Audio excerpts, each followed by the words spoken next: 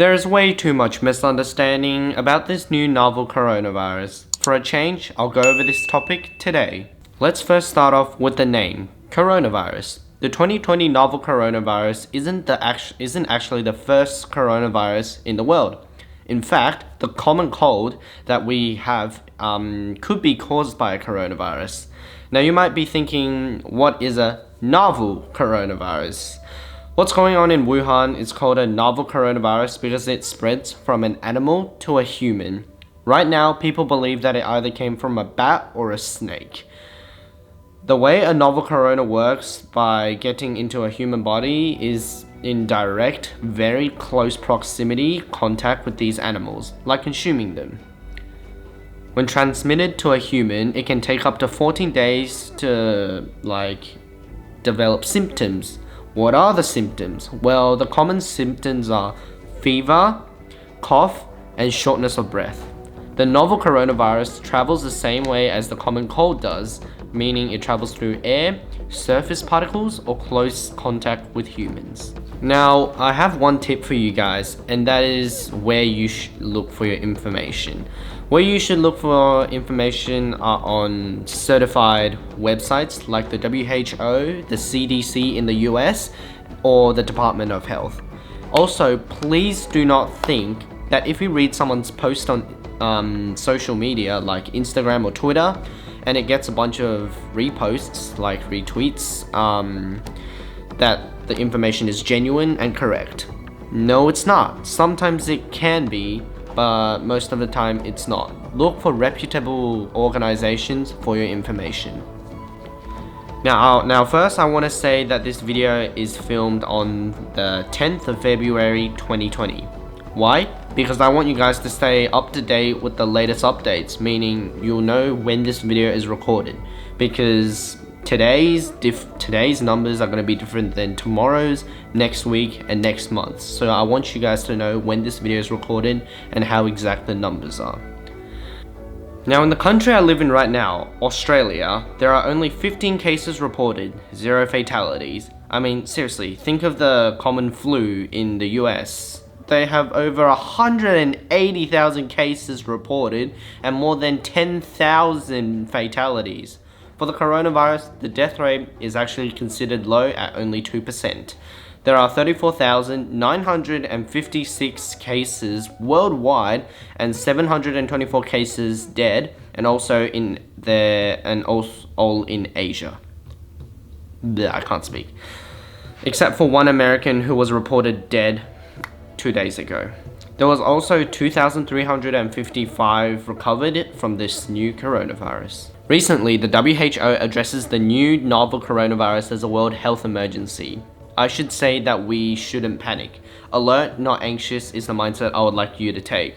The CDC in the US also declared a national health emergency for the coronavirus in the US. But these are all not reasons to panic. Maybe you read the name Global Health Emergency and you start panicking. Don't, as I'll go over what the WHO and the CDC means by that, what it means for you, and how you can keep yourself and others safe. Right now, there are more than 60 million individuals on lockdown in China because the government there is trying to do anything to limit the spread of the virus. When the WHO says the novel coronavirus is a world health emergency, it basically opens up avenues for networks of communication for clinical sites, research sites, etc. It also allows more money to be investigated into researching more about this new coronavirus.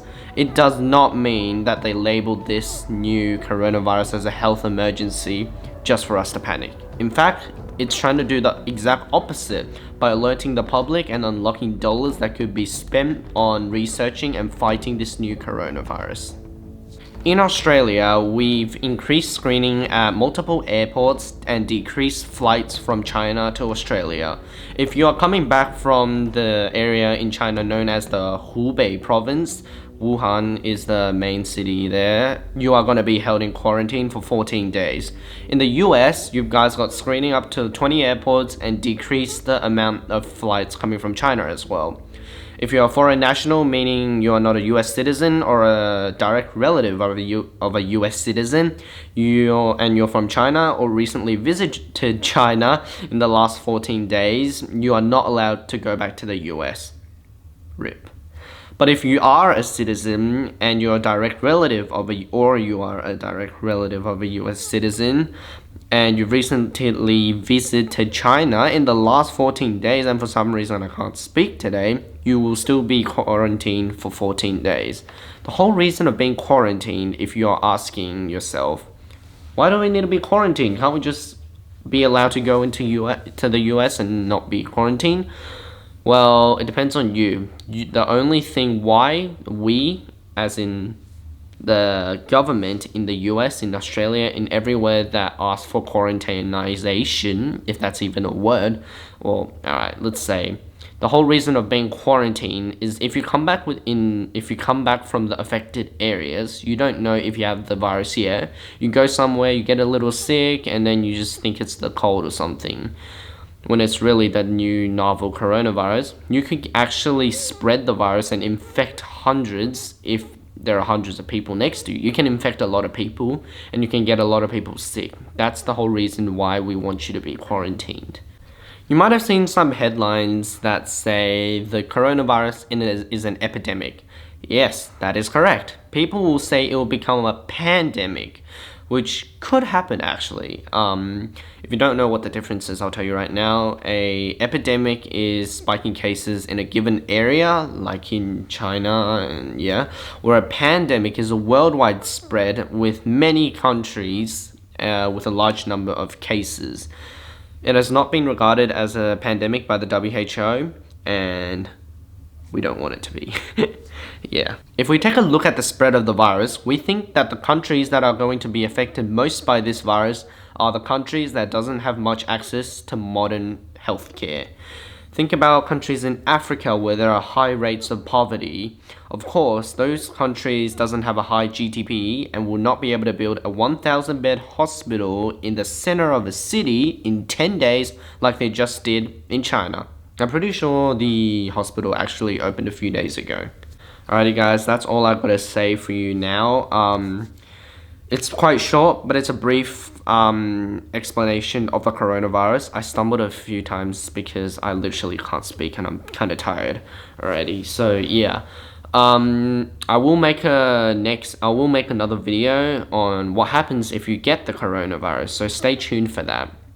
Now, please like this video if you found it helpful. Please subscribe and please comment down what you think of today. And as always, thank you guys for watching. Bye bye.